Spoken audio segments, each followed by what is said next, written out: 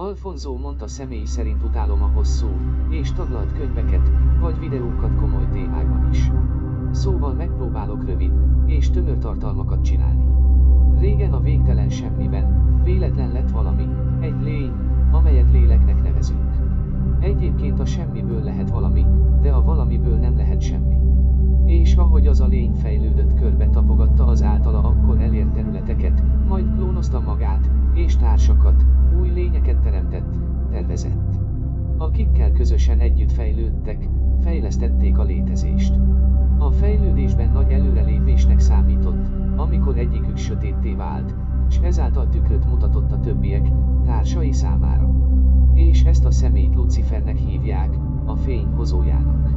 Aztán valahogy letáboroztak egy helyen és elkezdték megteremteni a dolgokat. Aztán elkezdtek reinkarnálódni, fejlődni, tanulni, tapasztalni.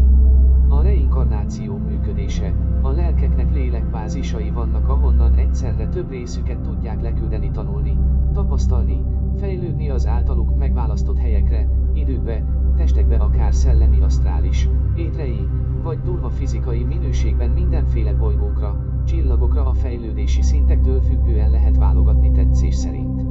Mielőtt leszületnének a lelkek, előtte egy életprogramot, vagy tervet írnak az adott életre, és ezt a test aurájához kötve tárolják, mindegyik minőségben.